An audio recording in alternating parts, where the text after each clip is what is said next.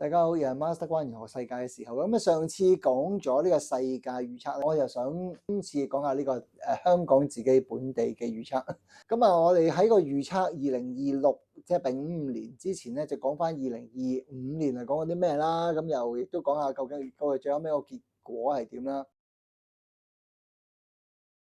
咁2025年嘅乙巳年咧，我就話香港係最差嘅時間已經過啦，不過反彈力度就唔係好強，係啦，因為我又見唔到我哋偉大嘅領導人，我咪講內地啊，我講我哋嘅特首啦，有啲咩好好嘅方法，當然啦，咁佢繼呢個魚蛋經濟之後就搞咗呢個城市經濟啦，咁但係對個經濟幫助大唔大就個宣傳效果就大過實質效果嘅，我覺得傳統嘅行業包括地產啊、零售啊、金融啊咁嗰啲。繼續好辛苦經營啦，做餐飲生意太好唔做嗰啲基本上唔存在嘅。OK，仲有啲我哋都講啦，淨係做啲創新啊、創新產業啊、創意產業啦、民生嘅另類文化啦、虛擬嘅貨幣經濟會比較好啦。咁但係我冇買啦，虛擬貨幣上年都升咗一截嘅。咁但係當然啦，咁你問我虛擬經濟，大家講到 AI 啦，咁但係會唔會 AI 有泡沫？我呢度就唔講啦，因為整個九運都係講緊一啲好泡沫。我都有講噶，有啲詐騙嘅嘢，咁所以變咗嗰件事真與假我唔知，咁但係似係虛擬 AI 嘅嘢都繼續會大行其道嘅，我相信2026另類電影啦、虛擬嘅經濟啦、新概念殺出血路啦，最多個虛擬殺出血路就唔係香港嘅，其實無人機經濟咧喺大陸做得好成功嘅，即係嗰啲做好多表演啊，唔係淨係揾幾支嘢揈下揈下咁樣。但係當然啦，你花好多錢啊，咁香港有冇做唔知。你問我以邊個做得好，邊個經濟體系就會比較好咯。咁亦都講緊傳統行業就冇咩起色啦，地產、金融、建築、餐飲全部死晒。都出現咗，結果都係差唔多啦。有啲大型嘅交通意外啦，亦都有啲同國家唔同地府嘅官員被更換、被削權，大家自己去留意下啦。我講緊丙午年啊，上次講咗丙午年係好火啦，丙午年嘅直年卦同埋丙午年嘅八字都係火金相克啦，所以出年嘅衝突一啲激化嘅嘢只係會更多啦。金亦都可以代表好多領袖人物嘅被更換，咁所以變咗國際嘅總統啊，國際一啲比較知名人士嘅娛樂圈又好，都會受到一啲衝擊影響。香港都係，咁所以我覺得就香港嘅啲領導人啦，唔同行業包括政府，我估計都會受到一啲唔同嘅挑戰或者一啲困難，佢哋要處理。當佢處理得唔好或者處理唔到嘅時間啦，我覺得都有被替換或者被挑戰嘅風險啦。咁我覺得呢啲都係唔同地方嘅領袖要處理，因為個卦係天火同人，天火同人如果有具備同理心，有同大眾同其他人有互相有連結有同理心嘅話，理論上嗰個地方嘅政通人和機會會大啲嘅。當然啦，你話香港係咪大家又好萬眾一心咁留到大家自己評論啦。咁對內對外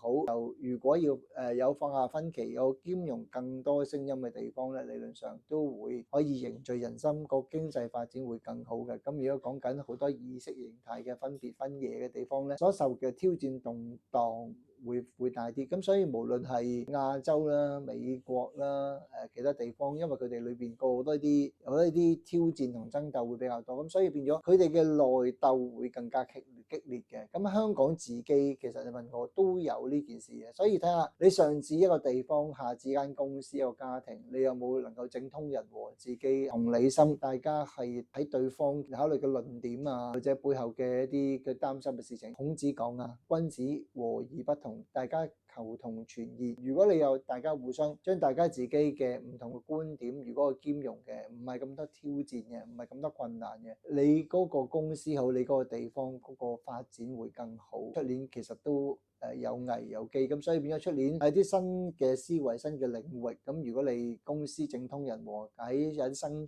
嘗試，或者可能有啲新嘅產業啊、新嘅部門啊、新嘅科技，你應用咗喺公司嘅運作或者使用上邊咧，出年個個公司嘅發展未必會好差嘅。咁但係因為火金相克，所以出年嘅金融危機相對嚟講機會都比較高。咁但係當然啦，你話無論中國市場、美國市場、香港市場，你話係咪出年一定大跌呢？我覺得未必。但係佢相對嚟講面臨嘅挑戰會更大。咁所以變咗就係，如果處理得唔好，出年係一個大跌嘅機會，甚至乎我覺得第三、第四季會出現。但係你話如果處理得好嘅，可能個時間會再推遲。咁但係始終好多金融危機，我覺得都係呢2-3年會之內出現。當然啦，即係如果有睇開投資啊美股嗰啲，佢有啲股份啦，可能每日升10%跌10%係唔出奇嘅。咁如果你繼續玩呢個遊戲，咁你要小心啲啦。即係我覺得你可以繼續炒嘅，咁你所已知嘅一啲位置嘅區間，即係例如你睇個股票200蚊就買，300蚊就賣咧，咁有機會去到某啲位200蚊之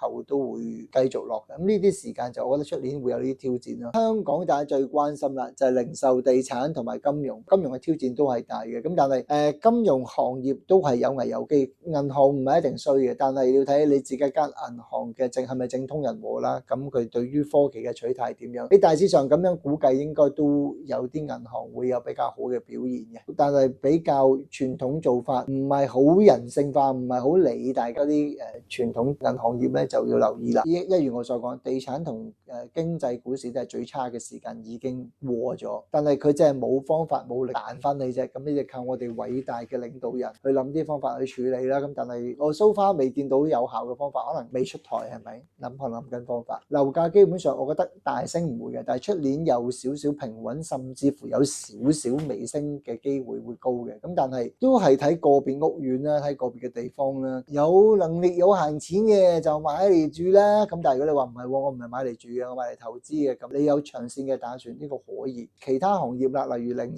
售就因為出年火金相克，錢財流通，佢有虛假之象，所以佢有啲地方會好，但係個地方未必包括香港。咁所以變咗，我覺得香港有向上少少，但係向上得唔多。咁啊，另外就係餐飲啦，餐飲你冇啲新嘅特色、新嘅諗法落去，餐飲都係死咕咕嘅。但係當然咧，雞死一雞鳴咁，有唔同嘅地方嘅公司嚟開餐飲啦，又或者即係你有冇創意擺喺上面，呢個好關事。咁但係如果你淨係做傳統嘅兩餸飯，咁你做傳統嘅餐飲有冇特別嘅？咁出年唔係一個好嘅年份啦。咁另外仲有啲其他一啲服務業嗰啲咧，美容其實喺個要睇嘅傳統美容其實唔係好流行嘅出年嘅時間。但係如果有啲同一新科技針劑嘅同醫藥醫療有關，即係你打嘅嘢落去，你做嘅機都係特別創新嘅咧，出年係有可為繼續有得做嘅。所以出年係對於醫療醫藥美容都係一個唔錯嘅年份。但係當然啦，有機會因為出年嗰個市有啲爆炸太強太多，即係你要慎防嗰個創新嗰件事係太過假。大陸個講法叫太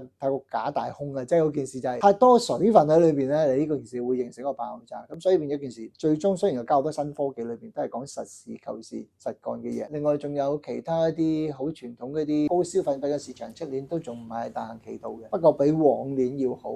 咁所以變咗啲跟住啲化妝品啊、高消費品啊、luxury item， 我就諗佢中文係啊，奢侈品係啦，奢侈品嘅生意都係有啲難搞嘅，但係唔係太差。如果你裏面有加其他嘢，咁香港冇乜其他嘢啦，香港都係服務業、金融業、地產業、餐飲業、零售業同埋啲高消費品行業係嘛？如果你有想問嘅，可以留言我睇下，我會有機會覆到你。但係啲人成日問我出年冇多災禍咧，成個九運都係有災禍嘅。我想講出年嘅爆炸都係多嘅。咁但係當然啦，你話會唔會出現好啲咁嚴重嘅火災？大家今年有覺啦，其實今年火災係多嘅。出年天氣反常都繼續會多，咁所以變咗啲火災係多啦。無論香港同外地，但係你話會唔會好大型嘅一啲意外災難呢？咁我又成日講嘅意外災難，地域當中地運有呢個發生，但係會唔會發生到呢？都有好多人為因素，天地人係咪？